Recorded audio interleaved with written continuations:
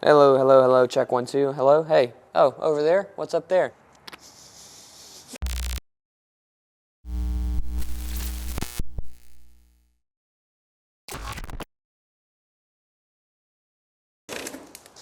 Okay, so before we get into this, I feel like I need to make an explanation. I am a little bit sick, so my voice sounds weird, and we're using a new microphone. So all kinds of audio stuff going on today. Hopefully this makes it better. We've been working on kind of upping our production value with lighting and better cameras and lenses and stuff, and the mic is the next step towards that. Unfortunately, my voice isn't wanting to cooperate with the mic. So we're gonna do our best to make this video really good.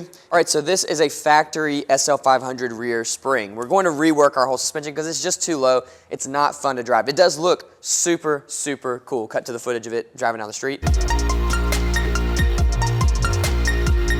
But it's not fun. It's too low, it scrapes, it makes all kinds of racket, and I don't like it. So we're gonna raise it up, and the way we're gonna do that is by putting in shorter springs than stock, but longer springs than what's in there. Now, we did do something on this car that not as many of you guys got upset about as I thought, but I did get a lot of questions, and it's cut the springs. And I'm gonna tell you why we're cutting the springs on this car. There is a specific reason why you're able to cut the springs on this car and why I think it's safe. Now, I will say this. There's a million things on the internet to tell you why it's dangerous. There's a million things to tell you why it's not that dangerous, and that's for basically every single fact of life.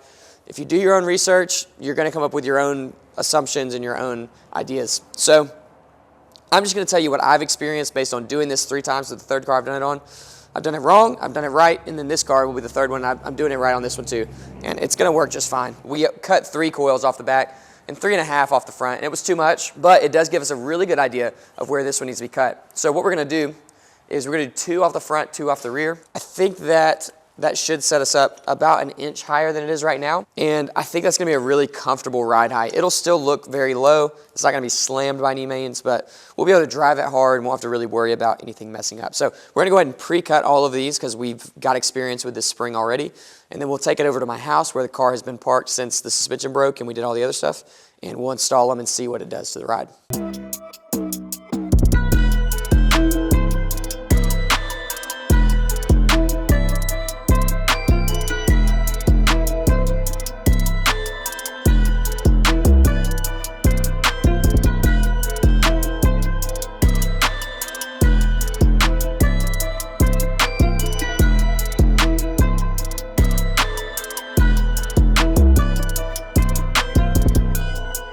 So one of the biggest concerns about cutting springs that I've found on the internet is that they're going to fall out if your spring unloads or if your suspension unloads. So when you do cut them, if you do decide to cut them at your own discretion, you got to make sure that when the suspension is unloaded all the way, that the spring doesn't move around. Now, if you look at ours right here, you can see this side is unloaded and the spring is solid. But the reason we're going to make them longer, one of the reasons, is because when you lift the other side off the ground and the sway bar unloads all the way, you can't actually move it around slightly. And so if we were to ever like jump the car, I guess, the spring could potentially come out, maybe, I don't know. But either way, we're gonna avoid all of that by putting in a longer spring. That way we don't have to worry about the spring ever unloading. Let me drink some of my hot tea.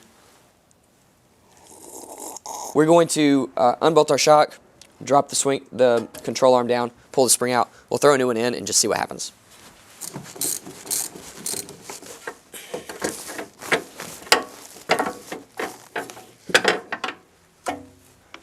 That one looks wider. This one looks wider. That's what I thought. Is that a rear? This is, what? Is that a rear? And that's the front? No, these are supposed to be the rears. But the ones they sent us look exactly like this. So I'm gonna check this. This could be the wrong one because they had the wrong top mount in this side too.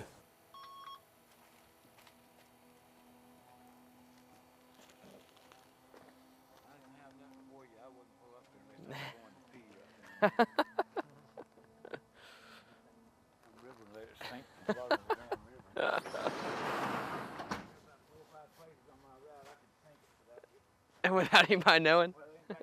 I appreciate it. Instead of cutting these though, we're gonna use the miracle of movie magic. There we go, that'll work. See, it may be too high, but that's easier to fix than too low.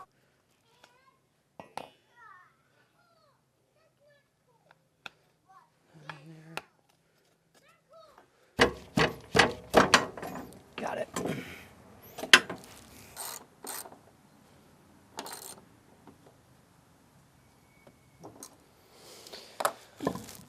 These wheels are light.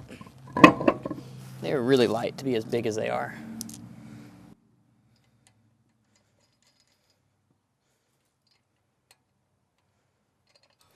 So you'll notice like I'm using things like 3/8" drive ratchets to put wheels on. I have definitely underestimated the importance of my shop. It's been so nice having a place where I can put cars inside and work on them inside, away from wind and crazy lighting issues, and have all my tools in one place. So we were definitely under-tooled in this situation. It's making it take a little bit longer. So let's see what we did.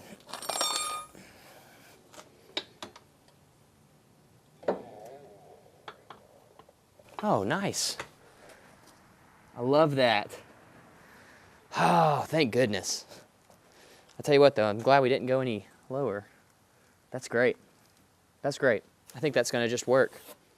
All right, so it is a new day, and we went ahead and finished the front end. We did the other side, and we went ahead and did the back over there, but I can't show that to you because we actually are doing a pretty good bit of modification on the back to fix a couple of issues. The issues we're going to address is one, the lowness. It's just too low. We want it to match the front. I love the way the front's sitting now, so we'll fix that. And then also the camber. If you look directly down over the fender, you can't even see the wheel because it's tilted. You can't see the top because it's tilted in so far, which like if we were going for like super stance, it'd be cool. We'll push it out really far and make it real cambered, but we're not. We want something that drives really great. So we're going to fix the camber as well, and I'll show you how we're going to do that. First, we're going to roll this thing back up onto a block just so I can get a jack underneath it. We'll lift it up. We'll start taking stuff apart.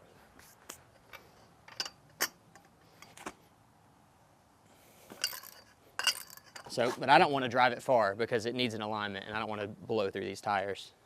I took like a Sharpie or a paintbrush and drew a rat doing a burnout.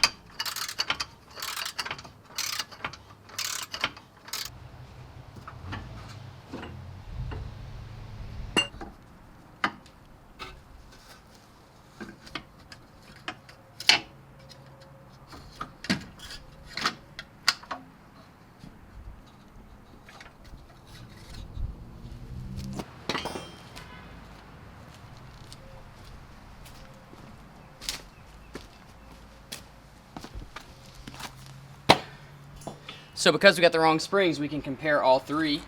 So this is our extreme drop, this is our moderate drop, and then this is our stock. So you can see we're actually not taking that much off of it this time, which makes me feel more comfortable and means that our suspension will handle much better.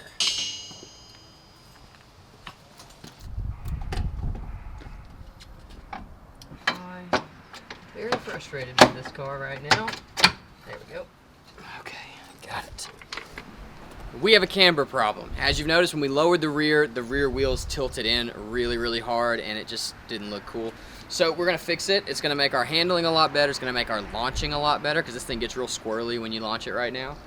It's just gonna make everything better. It's also gonna make it look better because the wheels will feel the wheel wells a lot better. And the way we're going to adjust it is by replacing this thing with this. So this is a control arm I found on eBay. As you can see, it screws in and out to change the length, and as you change the length of the top control arm, you change your camber. I think it's also adjusting our toe, so I don't know, we'll have to deal with that, but it will fix our camber and make everything better. This is the least fun kind of suspension work to do, but I'm also very excited about it. It's a weird situation we're in here. Let's throw it in.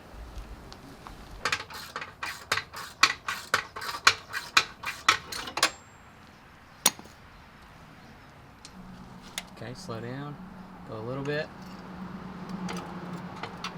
Right there, perfect.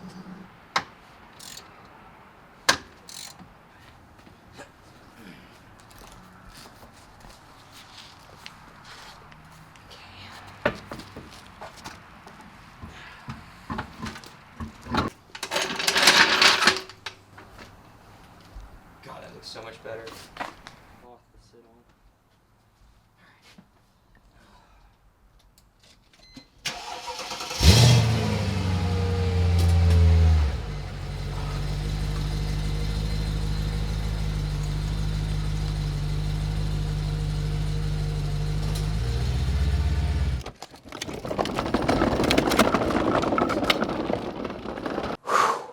we did it. It is done. Our ride height is complete. I am happy with it. I think it's a good height. It looks low, but it also looks drivable. And we picked up a major amount of spring by adding back these coils, and I think the comfort level is gonna go way, way up. So we'll test drive it and find out. But more importantly than any of that, we corrected a lot of things. So you guys remember in the first drive where we drove this thing, it failed and the shock came up into the hood and I had to do a bunch of paint repair. It was just a nightmare. So we fixed that with the front suspension. Front suspension also was riding really, really rough. So adding that coil and a half back, which is a lot, is gonna fix that completely. It'll soften it up and make it feel really, really good.